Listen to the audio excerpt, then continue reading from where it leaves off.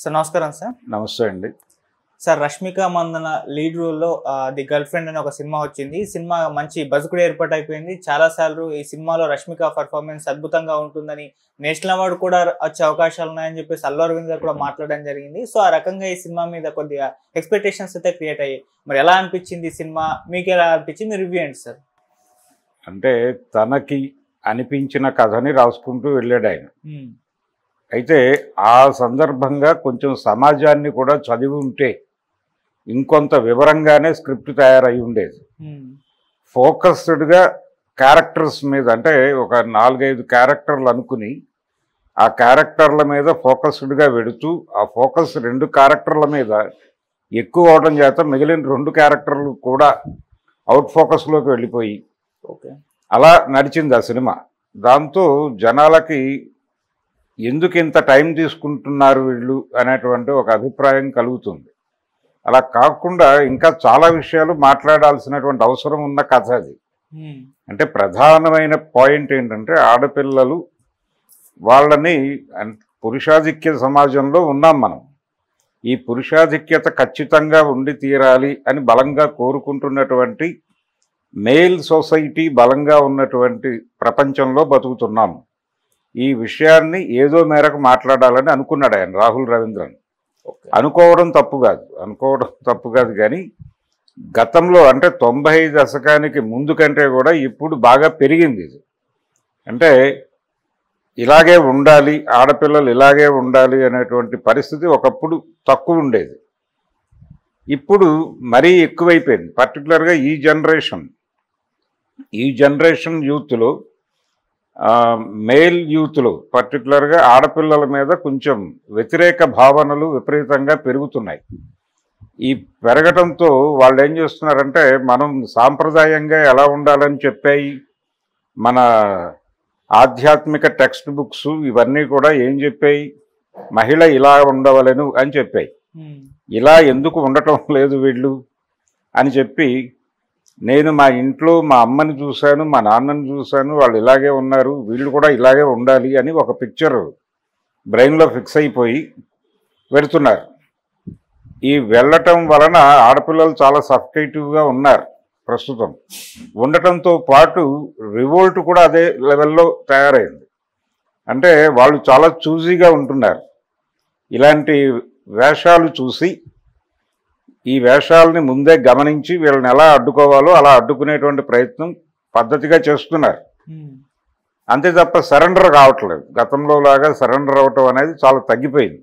తగ్గిపోవడం కాదు, అసలు లేదు, అంత ఈజీగా లేదు. అంటే గతంలో ఉన్నంత ఈజీగా ఆడపిల్లల్ని ట్రాప్ చేయటం అనేది ఇప్పుడు జరగటం లేదు. మోసాలు జరగటం లేదని నేను అన్ను, కానీ ఇది మోసం అనే కంటే కూడా ఇది ఆడపిల్లల వైపు నుంచే జరుగుతోంది ఎక్కువ. అంటే వాళ్ళే తిరస్కరిస్తున్నారు, వీళ్ళ ధోరణి నచ్చక వాళ్ళు మోసం చేస్తున్నారు అని చెప్పి వీళ్ళు వెళ్ళి దాడులు చేస్తున్నారు. ఈ దాడులు పెరుగుతున్న క్రమాన్ని బట్టి వాళ్ళు తిరస్కరిస్తున్నారు అనే విషయం మనకు అర్థమవుతుంది. ఈ సామాజిక అంశాలన్నీ కూడా ఆ కథలో మాట్లాడి ఉండాల్సింది. తను మాట్లాడితే దానికి ఒక డెప్త్ వచ్చేది, సబ్జెక్టుకి డెప్త్ రావాలి. ఒక డెప్త్ లేని సబ్జెక్ట్లో క్యారెక్టర్ డీటెయిల్స్ వర్కౌట్ చేసి క్యారెక్టర్లను విపరీతంగా ఎలివేట్ చేసి వాళ్ళ దగ్గర నుంచి అద్భుతమైన పెర్ఫార్మెన్స్ రాబట్టేసి తద్వారా సినిమా ఎక్కేస్తుంది జనాలకి అనుకుంటే పొరపాటు అవుతుంది అనేందుకు అద్భుతమైన ఉదాహరణ గర్ల్ ఫ్రెండ్ సినిమా. మంచి సబ్జెక్ట్ తీసుకోవటం తప్పని నేను అనుకోను, కానీ అది మాట్లాడి తీరవలసిన కథ. కానీ అది మాత్రమే కాదు, అంటే ఒక ఆడపిల్ల ప్రస్తుతం ఎలా ఉంది అంటే, పాత రోజుల్లో రూరల్ బ్యాక్గ్రౌండ్ నుంచి, అట్టర్ రూరల్ బ్యాక్గ్రౌండ్ నుంచి అప్పుడే కొత్తగా అర్బన్ కల్చర్లోకి ఎంటర్ అయ్యి కాలేజీలోకి వచ్చి బేలగా బిత్తరగా చూస్తూ అలా వెళ్ళేటువంటి అమ్మాయిలు ఆ జనరేషన్ వెళ్ళిపోయింది. ఇంటర్నెట్ మన జీవితంలోకి ప్రవేశించి దాదాపు 30 ఏళ్ళు అయింది. ఈ అమ్మాయి వయసు 22 సంవత్సరాలని చెప్తాడు ఆయన సినిమాలో. ఇది పీరియాడికల్ సినిమా కాదు, ఇప్పుడు జరుగుతున్న కథగానే చెప్తాడు దాన్ని. చెప్పినప్పుడు ఈ 22 సంవత్సరాల అమ్మాయి ఇంటర్నెట్కి డెఫినెట్గా ఎక్స్పోజ్ అయి ఉంటుంది, తన దగ్గర స్మార్ట్ ఫోన్ ఉంటుంది కాబట్టి. ఇంటర్నెట్కి ఎక్స్పోజ్ అయ్యి ఏదో మేరకు అర్బన్ ఏరియాలోనే చదువుకున్నట్టుగా అమ్మాయి ఫాదరు ఆ నేపథ్యము అర్థమవుతుంది. అమ్మాయి అట్టర్ రూరల్ బ్యాక్గ్రౌండ్ నుంచి వచ్చిన అమ్మాయి కూడా కాదు. కాకపోతే కొంచెం తెలుగు ఇంగ్లీషు మధ్య స్విచ్చింగ్కి కొంచెం టైం తీసుకునే బాపతు తప్ప ఇంకేమీ కాదు అమ్మాయి. అమ్మాయి జ్ఞానం ఉన్నటువంటి అమ్మాయి. అటువంటి అమ్మాయి అతన్ని ప్రాపర్గా స్మెల్ చేయలేకపోవడం. అతను చాలా క్లారిటీతో ఉంటాడు మొదటి నుంచి. అంటే అతనికి చాలామంది ఈ జనరేషన్ మగపిల్లల్లో చాలామందికి ఒక మూఢనమ్మకం ఏంటంటే హౌస్ హోల్డ్ వర్క్ ఏదైనా సరే హౌస్ కీపింగ్ పనులన్నీ కూడా ఆడవాళ్లే చేయాలండి, మనకేమిటి సంబంధం అనే అభిప్రాయం చాలా బలంగా ఈ జనరేషన్ యూత్లో కనిపిస్తోంది. యూత్లో అంటే పర్టికులర్గా స్టూడెంట్స్లో. అంటే వాళ్ళ ఇంట్లో చూసింది ఎక్స్పీరియన్స్ చేస్తున్నారు వాళ్ళు. ఇంట్లో మా మదరే చేస్తుంది కదా అన్ని పనులు, ఉద్యోగానికి వెళుతూ కూడా అని వీళ్ళు ఫీడ్ చేసేసుకుంటున్నారు మనసులో. ఫీడ్ చేసుకుని వంట అనేది వాళ్ళు చేయాలి, వాళ్ళు చేస్తే మనం తినాలి తప్ప వండకూడదు అనేటువంటి ఒక కల్చర్ ప్రబలిపోయింది. రెండోది ఒక పిల్లవాడు ఒక పిల్ల తరహాలోకి వచ్చేసిన తర్వాత వీళ్ళని కొంచెం అతిగా ముద్దుగా గారాభంగా పెంచుతున్నటువంటి క్రమంలో కూడా వీళ్ళకి ఇంట్లో పనులు చెప్పట్లేదు. మా రోజుల్లో ప్రతి పని పిల్లలకే చెప్పేవాళ్ళు, మేమే రోడ్ల మీద పడి అన్ని పనులు చేసేవాళ్ళం. ఏది బియ్యం పట్టించడం, వడ్లు తీసుకెళ్ళి మిల్లుకి వెళ్ళి బియ్యం తీసుకురావడంతో సహా చేసి పడేసేవాళ్ళం. ఈ జనరేషన్ పిల్లలకి చిన్న పని చెప్పినా సాధ్యం కాదు. వాళ్ళు కంగారు పడతారు. ముందు ఇది మాకు ట్రైన్ చేయలేదు కదా అంటారు వాళ్ళు. విచిత్రమైన ప్రశ్న అడుగుతారు. మీరు చిన్నప్పటి నుంచి మా చేత పనులు చేయించకుండా ఇప్పుడు సడన్గా రైతు బజార్కి వెళ్ళి కూరలు తెమ్మంటున్నారు ఏమిటి అని క్వశ్చన్ చేసే పరిస్థితిలో పిల్లలు ఉన్నారు ఇప్పుడు. ఈ పిల్లలు కాలేజీలోకి వెళ్ళిన తర్వాత వీళ్ళ బిహేవియర్ కూడా అలాగే ఉంటుంది. వీళ్ళ రూమ్స్ అంటే ఆ అబ్బాయి రూమ్ పర్టికులర్గా ఈ సినిమాలో హీరో క్యారెక్టర్ చేసినటువంటి హీరో అని తీరవలసినటువంటి పాత్ర అది.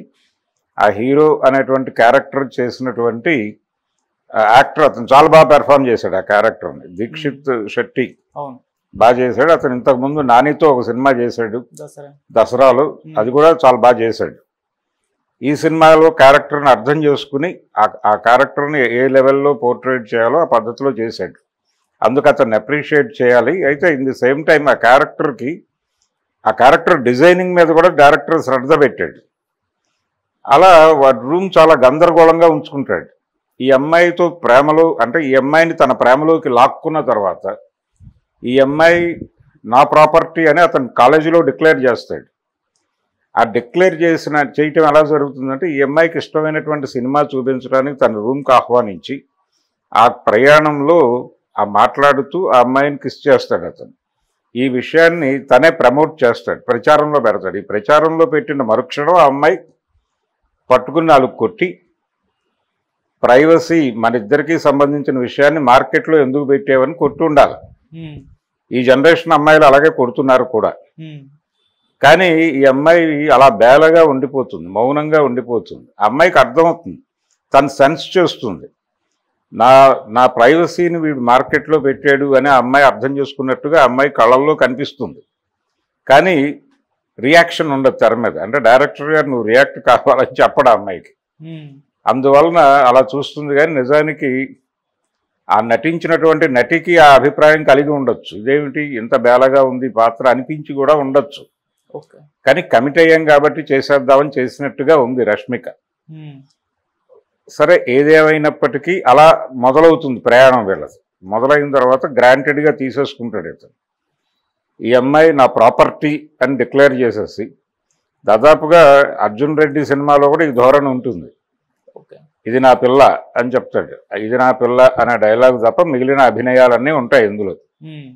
ఉండి ఇక అక్కడి నుంచి ఆ అమ్మాయి అతనికి రూమ్కి రెగ్యులర్గా వచ్చి అతను అలా పడేసినటువంటి దుప్పట్లన్నీ మరచబెట్టి అతని బట్టలన్నీ జాగ్రత్తగా లాండ్రీకి పంపించి ఆ రూమ్ ఊడ్చి తుడిచి అక్కడ ఉన్నటువంటి గిన్నెలన్నీ కడిగి దాన్ని నీట్గా పెట్టి వెళ్ళటం తన బాధ్యతగా చేసేస్తూ ఉంటుంది అమాయకంగా. అంత ఇన్నోసెన్స్ని ఆ క్యారెక్టర్లో డ్రైవ్ చేస్తూ వెళ్ళాడు. అంటే అతని క్యారెక్టర్ ఏమిటి అని చెప్పే ప్రయత్నమే. అది ఇంకోలా కూడా చెప్పచ్చు. అంటే నువ్వు గర్ల్ ఫ్రెండ్ కదా, నువ్వేంటి అసలు పట్టించుకో, మా గది చూడు ఎంత దారుణంగా ఉందో అని అలా సెన్సిబుల్గా వెళ్ళుంటే కొంచెం సినిమా లెవెల్ పెరిగేది. మా రూమ్ ఇంతకంటే దారుణంగా ఉంటుంది, నువ్వు వచ్చి క్లీన్ చేయి అని అమ్మాయితో అనిపించుంటే ఆ సినిమా ఒక లెవెల్కి వెళ్ళుండేది. అంటే ప్రస్తుతం ఉన్నటువంటి ఆడపిల్లల స్థాయి కొంచెం పెరిగింది, గతంలో పరిస్థితి కాదు. వీళ్ళు ఎప్పుడైతే పెరుగుతున్నారో మగపిల్లలు మరీ సాంప్రదాయంగా తయారవుతున్నారు. ఈ రెండిటి మధ్య అంటే వాళ్ళు పెరగటము వీళ్ళు పడిపోవటము వెనకాల ఉన్నటువంటి సామాజిక నేపథ్యాన్ని మాట్లాడి ఉంటే సినిమా నెక్స్ట్ లెవెల్కి వెళ్ళుండేది. అది జరగలేదు. ఈ అమ్మాయిని వాళ్ళ ఇంటికి తీసుకెళ్తాడు హీరో గారు.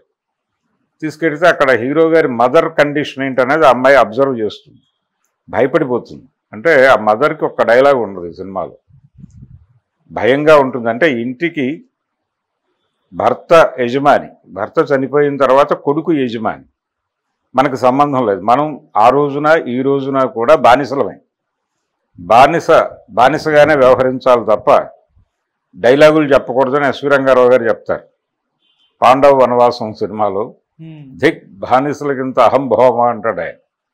అలా బానిసలకు అహంభావమా అని కొడుకు ఎక్కడ అంటాడో భర్త ఎక్కడ అంటాడో అని అలా పనిచేసుకుని వెళ్ళిపోయే క్యారెక్టర్గా రోహిణి క్యారెక్టర్ని డిజైన్ చేశారు. అలా నేను పెళ్లి చేసుకుంటే ఒకవేళ ఇతన్ని నా కండిషన్, నేను ఆ అమ్మాయి ఆవిడ ప్లేస్లోకి నేను రీప్లేస్ అవుతాను కదా అని ఈ అమ్మాయికి అనిపిస్తుంది. అనిపించిన మరుక్షణం మీ మదర్ ఏమిటి ఇలా ఉన్నారు, అసలు పరిస్థితి ఏమిటి, నువ్వేమనుకుంటున్నావు, అసలు ఆడపిల్ల అంటే ఏమనుకుంటున్నావు, కంపానియన్షిప్ అంటే ఏమనుకుంటున్నావు, నువ్వు ఇలాగే ఆలోచించేటువంటి ఒక రోబోట్ లాగా అనుకుంటున్నావా, నువ్వు చెప్పినట్టు వినే మనిషిని కోరుకుంటున్నావా. ఇది కూడా డైరెక్టర్ గారు అద్భుతంగా డీల్ చేశాడు. ఇతన్ని కాలేజీలో జాయిన్ అవగానే ఒక అమ్మాయి ప్రేమిస్తుంది. ప్రేమించటం అంటే తన పద్ధతిలో ఇష్టపడుతుంది. ఇష్టపడి వెళ్ళి అడుగుతుంది, అబ్బాయిని నేను ఇష్టపడుతున్నాను, మన ఇద్దరం కలిసి ట్రావెల్ అవుదామా సరదాగా. అడిగినప్పుడు ఇతను రిజెక్ట్ చేస్తాడు. ఎందుకు రిజెక్ట్ చేస్తాడు అంటే ఇతనిలో విపరీతమైనటువంటి ట్రెడిషనల్ భావజాలం నరాన నిండి ఉంటుంది. ఈ నిండి ఉన్నటువంటి వ్యక్తి, ఈ అమ్మాయి ఇలా ప్రపోజ్ చేస్తున్న అమ్మాయి మనం చెప్పిన మాట డెఫినెట్గా విందనేది వాడికి స్ఫురిస్తుంది. వాడు స్మెల్ చేస్తాడు. వెంటనే స్మెల్ చేసి ఈ అమ్మాయి జోలికి మనం వెళ్ళకూడదు, ఆ అమ్మాయి గ్రాంటెడ్గా వచ్చేస్తుంది, వచ్చినప్పటికీ మనం ఈ ఏరియాలో ఎంటర్ కాకూడదు, ఇది కొంచెం అసాంప్రదాయంగా ఉంది, మనం ఏ క్షణమైనా ఈ అమ్మాయి మన తన్ని తగలేసే ప్రమాదం ఉంది అనేది గుర్తిస్తాడు వాడు. గుర్తించి బానిస మనస్తత్వం ఉన్నటువంటి అమ్మాయిల కోసం సెర్చ్ చేస్తాడు. ఆ సెర్చ్లో ఈ అమ్మాయి దొరుకుతుంది. ఓకే, ఈ రష్మిక అనేటువంటి అమ్మాయి దొరుకుతుంది. వెంటనే ఈ అమ్మాయిని తన జాలంలో వేసుకునేటువంటి ప్రయత్నం, ప్రేమ జాలం విసురుతాడు. విసిరి పట్టుకొని కట్టేసి దొడ్లో పెట్టేసే ప్రయత్నం చేస్తాడు. చాలా స్పష్టంగా చెప్తాడు, నేను నిన్ను దొడ్లో కట్టేయబోతున్నాను అని. అంటే నువ్వెందుకు చదవాలి అనే పద్ధతిలో వ్యవహరిస్తాడు. అంటే దాదాపుగా ఈ అమ్మాయి ఎప్పుడైతే వచ్చి తన గది తుడుస్తోందో రోజు ఒక పని మనిషిలాగా, ఆ అమ్మాయి మీద తనకి యాజమాన్య హక్కులు వచ్చేసినట్టుగా భావిస్తాడు. World negative rights controlled by అని చెప్పి గతంలో సినిమా పోస్టర్ల కింద వేసేవాళ్ళు. రావుల్ అంకయ్య గౌడ్ గారి పేరు. అలా ఈ అమ్మాయి పాలిటి తాను రావుల్ అంకయ్య గౌడ్లా ఫీల్ అవుతాడు. అతను ఫీల్ అయిపోయి ఆ అమ్మాయి గదికి వచ్చేస్తూ ఉంటాడు. వచ్చేసి అక్కడే పడుకుంటాడు. అక్కడి నుంచే లేచి ఒకరోజు అక్కడ ఉండగా ఆ ఫాదర్ చూస్తాడు, అమ్మాయి ఫాదర్ చూసి ఆ అమ్మాయి మీద విపరీతంగా ద్వేషం కక్కుతాడు. అది కూడా మేల్ చావనిస్టిక్ బిహేవియర్. దాన్ని కూడా చాలా అద్భుతంగా పోర్ట్రైట్ చేశాడు డైరెక్టర్. అంటే తండ్రి అయినా లవర్ అయినా ఎవరైనా పురుషులే, వాళ్ళ ప్రవర్తనలోనూ వాళ్ళు మహిళల్ని చూసే పద్ధతిలోనూ కూతుర్ని కూడా అలాగే చూస్తారు వాళ్ళు అనేటువంటి ఒక నగ్న సత్యాన్ని తెర మీద చాలా బాగా రావు రమేష్ పాత్ర ద్వారా ఆయన అర్థం చేయించాడు. అందుకు కూడా రాహుల్ రవీంద్రన్ అనే దర్శకుడిని మెచ్చుకోవాలి. అతనే స్క్రిప్ట్ రైటర్ కూడా కాబట్టి అతను రాసుకున్నటువంటి కథ ఇది. అంతా బాగానే ఉంది. అంటే ప్రతిదీ చాలా అద్భుతంగా నడిపాడు. ఈ క్యారెక్టర్లన్నీ అంటే రావు రమేష్ క్యారెక్టరు, అలాగే ఈ దీక్షిత్ శెట్టి చేసినటువంటి క్యారెక్టరు, రష్మిక చేసినటువంటి భూమా క్యారెక్టరు, వీటితో పాటు తను పోషించినటువంటి ప్రొఫెసర్ క్యారెక్టర్ రాహుల్ రవీంద్రన్ ప్రొఫెసర్గా నటిస్తాడు. ఆ అమ్మాయిని కొంచెం డ్రైవ్ చేసే క్యారెక్టర్ అది. ఆ క్యారెక్టర్ని ఇంకొంచెం నడిపుంటే బాగుండేది. అంటే అక్కడ ఆ అబ్బాయి అలా ఎందుకు తయారయ్యాడు అనేది, ఆ అబ్బాయి మాత్రమే, అక్కడ సొసైటీ మొత్తం డల్గా ఉంటుంది. అంటే ఈ క్యారెక్టర్ల వరకు ఫోకస్లోకి వచ్చి మిగిలిన ప్రపంచం అంతా అవుట్ ఫోకస్లోకి వెళ్ళిపోతుంది. అలా వెళ్ళకూడదు. అక్కడ ఉన్నటువంటి వాళ్ళందరూ వీళ్ళ ఏజ్ గ్రూప్ బ్యాచ్. కాబట్టి వాళ్ళు కూడా రియాక్ట్ అవ్వాలి కదా, వాళ్ళ కంట్రిబ్యూషన్ ఉండాలి కదా ఈ సన్నివేశాలకి. ఆ కంట్రిబ్యూషన్ని జస్ట్ వాళ్ళని ప్రేక్షక స్థానంలో ఉంచాడు డైరెక్టర్. అది తప్పు.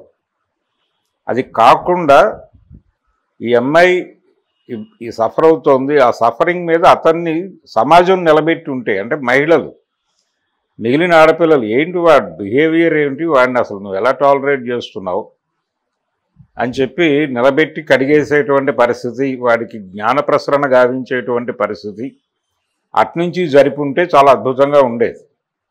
అయితే ఈ అమ్మాయి ఫైనల్గా ఇంత టార్చరు అనుభవించి, పైగా ఈ అమ్మాయి ఒక దశకి వాడిని రిజెక్ట్ చేస్తుంది. కష్టం బాస్, నీతో ప్రయాణం నా వల్ల కాదు, నీ గొడవ నువ్వు పడు, నా గొడవ నేను పడతాను, మనం బ్రేకప్ అంటుంది. ఈ బ్రేకప్ అనగానే అమ్మాయి క్యారెక్టర్ మీద దాడి మొదలు పెడతాడు వాడు. నాతోనే గ్రాంటెడ్గా తీసుకుని ఇలా బిహేవ్ చేసిందంటే ఈ అమ్మాయికి కాల్ గర్ల్కి పెద్ద తేడా లేదు అని ఒక పోస్టర్ వేసేస్తాడు. ఆ పోస్టర్ వేసిన తర్వాత అయినా వాడిని చితక్కొట్టు ఉండాలి. ఎవరు?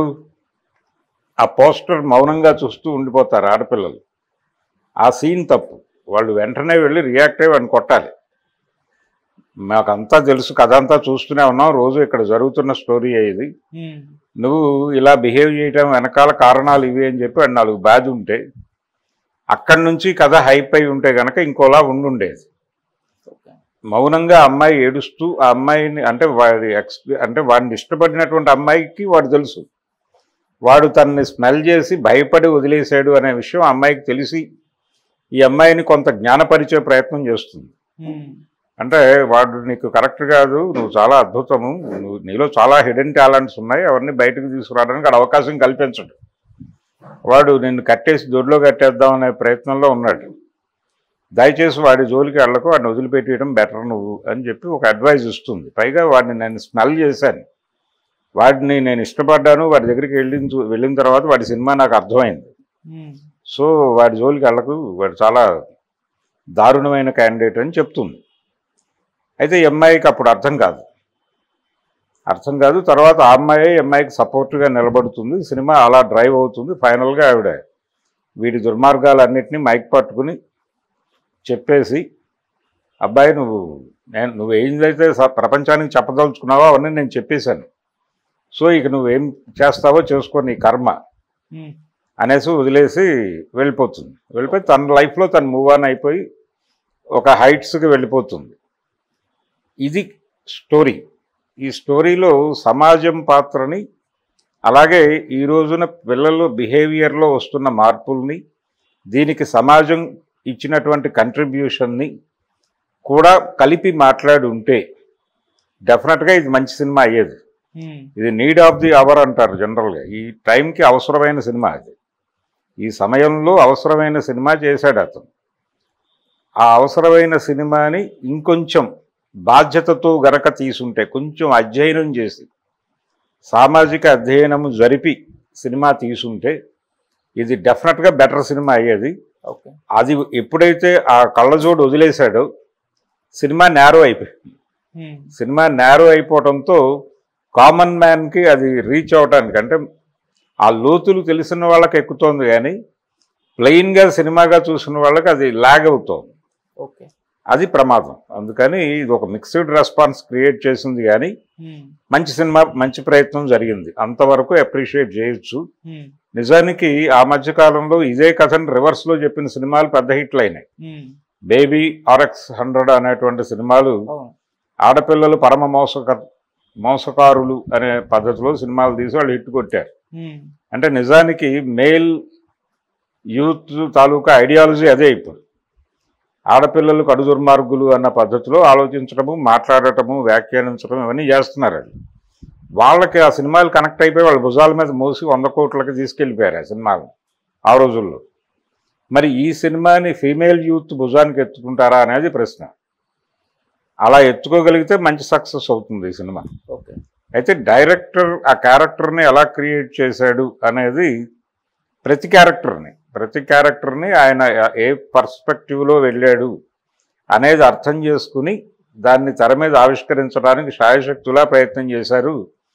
అతను దీక్షిత్ శెట్టి కావచ్చు, ఈఎంఐ కావచ్చు, రష్మిక కావచ్చు, ఆ భూమా క్యారెక్టర్ని చాలా అద్భుతంగా ఓన్ చేసుకుని నటించింది. కొన్ని షార్ట్స్, కొన్ని క్లోజప్ పెడితే సన్నివేశం చెదిరిపోయేటువంటి పరిస్థితుల్లో మన నటీనటులు ఉన్నారు ఇప్పుడు. పూర్వం క్లోజప్ల మీద కథలు ఎక్కువ నడిపేవాడు ఆదుర్తి సుబ్బారావు గారు. ఆ తర్వాత క్లోజప్లకు వెళ్ళటం మానేశారు. అంటే క్లోజప్ మీద సన్నివేశాన్ని రక్తి కట్టించడం అనేది అంత ఈజీ కాదు. నటుడి సత్తా అక్కడ తెలుస్తుంది. అలా క్లోజప్ల్లో అదరగొట్టేసింది ఆ అమ్మాయి రష్మిక. అందుకని డెఫినెట్గా ఇది తన సినిమానే, ఇది రష్మిక సినిమానే. ఆ విషయం తనకి కూడా తెలిసి కాన్షియస్గా స్టడీ చేసింది. కొన్ని ఎక్స్ప్రెషన్స్ చాలా అద్భుతంగా ఇచ్చింది. అంటే పర్టికులర్గా తండ్రి తనకు అర్థమైనప్పుడు పెట్టేటువంటి ఎక్స్ప్రెషన్ అద్భుతం. అంటే తండ్రి తనకు అర్థం కానంతసేపు అదొక ఆలంబన అనుకుంటుంది.